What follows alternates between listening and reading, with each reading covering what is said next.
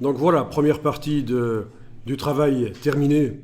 Sur l'image de droite, là, la création des traits qui sont censés représenter ce qu'on obtient quand on dessine. Si ça dérange d'avoir les traits tout fins, là, on peut encore les supprimer avec les réglages de courbe en double-cliquant sur la partie gauche du réglage. On a le panneau propriété qui apparaît et on bouge ici le niveau, le degré de flou aussi, pour enlever du détail. Enfin voilà, et on peut y revenir plus tard. Donc je vous rappelle que je vous montre une technique qui n'est sans doute pas la meilleure, mais qui est celle que je connais et qui permet de transformer des photos en dessin en 5 minutes. Une fois qu'on aura scripté cette création de calque, on ne doit pas le faire manuellement sur chaque photo qu'on va traiter. Mais vraiment, je vous incite, vous allez devoir vraiment pour les besoins ici de la formation, aller chercher des infos sur le web. C'est intéressant de voir, d'être obligé d'aller chercher des infos sur des tutos pour certains qui n'auraient pas l'habitude de le faire. Alors, je continue en dupliquant le calque d'arrière-plan à nouveau et en le mettant le duplicata au-dessus du groupe. Donc faites gaffe, hein, là ça tombe dans le groupe quand vous le bougez. Hein, vous le prenez, vous le bougez, ça tombe dans le groupe. Là c'est au-dessus. Il y a une différence. Hein. Dans, au-dessus. Ça dépend vraiment des petits traits bleus là, évidemment. Voilà. Alors on va également mettre un calque de réglage de type noir et blanc. C'est ce qui a été fait sur l'autre image que j'active là. Calque de réglage de type noir et blanc. Puis à nouveau calque de courbe, mais qui lui va pouvoir réellement être plus extrême. Calque niveau pour corriger l'intensité lumineuse. Et le calque là a reçu un flou gaussien aussi pour enlever du détail, éventuellement. Donc c'est ce qu'on va faire sur l'image de droite là.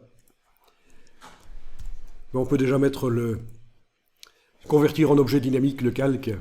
Clic droit, convertir en objet dynamique et mettre le filtre de flou gaussien pour enlever du détail. Filtre, flou gaussien. Bon, je vais le mettre à 0,1 dans un premier temps. Vraiment pour qu'il ne fasse quasiment rien. Un dixième de pixel de mélange avec les pixels avoisinants. Ok, donc vous avez votre objet dynamique avec le flou gaussien qui s'est mis de manière dynamique dessus, évidemment. Alors, calque de réglage de type noir et blanc, d'abord. Attendez un peu. Oui, c'est bon. Dans ce cas-là, ça marche.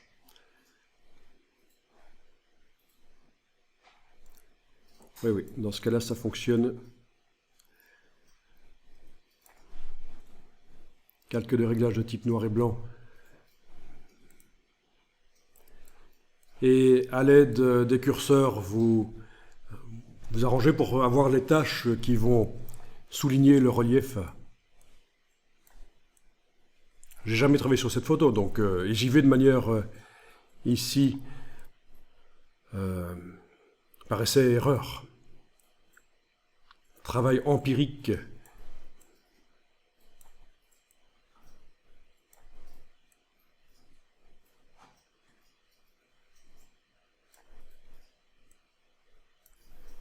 Voilà, j'essaye d'avoir le bâtiment qui devient globalement blanc, sauf qu'il y a des taches grises qui soulignent, voilà, qui font comme un dessin dessus. Donc il faut qu'il devienne blanc en fait, hein, c'est ça l'idée aussi.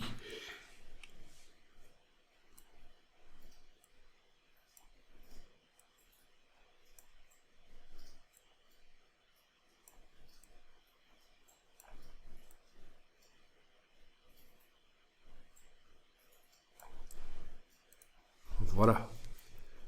Ensuite, réglage des courbes. Donc calque de réglage courbe par-dessus, qui va nous permettre de contraster en mettant un point, deux points, peut-être en prenant à l'extrémité, là je viens de faire sortir un point.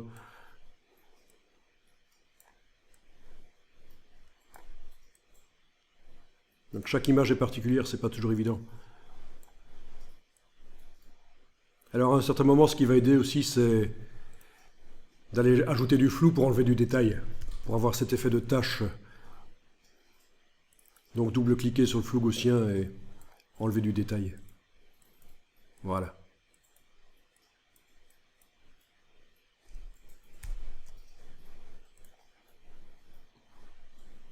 Ok, une fois que vous avez à peu près ça, à peu près votre image qui est différente de la mienne, à peu près valable, vous vous enregistrez sous un nouveau nom.